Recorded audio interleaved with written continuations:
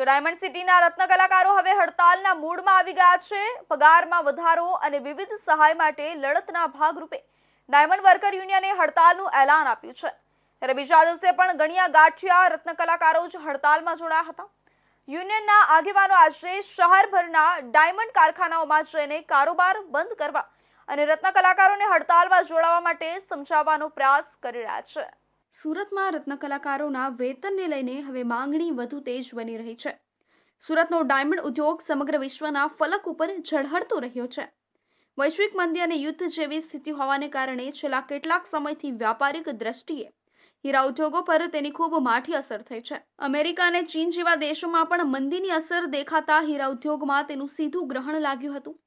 ત્યારે આજે પણ હીરા ઉદ્યોગમાં જે તેજી હોવી જોઈએ તે પ્રકારની દેખાતી નથી। તેના કારણે હીરા ઉદ્યોગ સાથે સંકળાયેલા રત્ન કલાકારોની આર્થિક સ્થિતિ નબળી થઈ છે। ગઈકાલે હડતાલ પાડ્યા બાદ આજે સતત બીજા દિવસે પણ રત્ન કલાકારો સ્વયંભૂ હડતાલમાં જોડાવાનું આહવાન કરાયું હતું, પરંતુ મોટાભાગના રત્ન કલાકારો હડતાલથી દૂર રહ્યા હતા। 2 થી 3 કારખાનાના કામદારો જો હડતાલમાં જોડાયા હતા। સુરતના કાપોદ્રા વિસ્તારમાં આવેલી પંકજ ડાયમંડ ફેક્ટરીના રત્ન કલાકારો આજે કામથી અળગા રહ્યા હતા અને હડતાલ પર ઉતર્યા હતા।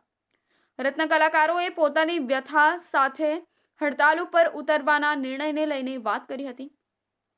સુરતમાં લાખોની સંખ્યામાં રત્ન કલાકારો કામ કરી રહ્યા છે। ડાયમંડ ફેક્ટરીના સંચાલકો રત્ન કલાકારોને પહેલા જેવો પગાર આપી રહ્યા નથી। આજે ઘણી બધી જગ્યાએથી અમને કોલ આવ્યા હતા કે કારીગરો હડતાલ ઉપર સ્વયંભૂ ઉતરેલા છે। અમારો કોલ હતો કે સ્વયંભૂ કારીગરોએ હડતાલ પાડવી। 3 થી 4 વિસ્તારોની અંદર અમે કારીગરોને સમજાવવાના પ્રયત્નો કર્યા છે કે કાયદો અને વ્યવસ્થા ન ડોળાય અને રોડ ઉપર ખોટું ટ્રાફિક ન થાય, જેથી કરીને આપણી જો વિરોધ છે, આપણો જે વિરોધ છે એ કાયદાકીય રીતે અને સંવિધાનિક રીતે આપણે પ્રદર્શિત કરશું।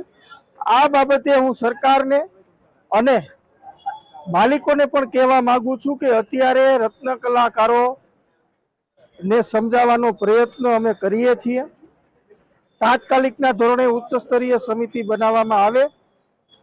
જો આ જુવાળ ફાટીને બહાર આવશે તો ના તમારા હાથમાં કે ના મારા હાથમાં રહેશે। એટલા માટે વિનંતી કરું છું કે રત્ન કલાકારોને તાત્કાલિક ભાવ વધારો દેવામાં આવે અને સરકારને પણ વિનંતી છે કે જે પ્રમાણે કમેન્ટમેન્ટ કરવામાં આવ્યું હતું એ પ્રમાણે રત્ન કલાકારોની મદદ કરવામાં આવે।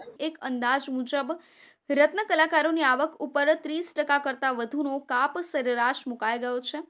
કામના કલાકોમાં પણ મોટો ઘટાડો કરી દીધો છે। કામનો સમય ઓછો કરતા સ્વાભાવિક રીતે જ રત્ન કલાકારો વધારે હીરા ઘસી શકતા નથી। તેને કારણે મહિનાના અંતે તેમની જે સેલેરી થવી જોઈએ તે થઈ રહી નથી। રત્ન કલાકારોએ જે સુધી તેમની માંગણીઓ ન સ્વીકારાય ત્યાં સુધી હડતાલ ચાલુ રાખવાનો સંકલ્પ લીધો છે। તેમની મુખ્ય માંગણીઓમાં પગારમાં વધારો, સરકાર દ્વારા સહાય યોજનાઓ અને કલ્યાણ બોર્ડની રચના જેવી 4 થી 5 મુખ્ય માંગણીઓ સામેલ છે।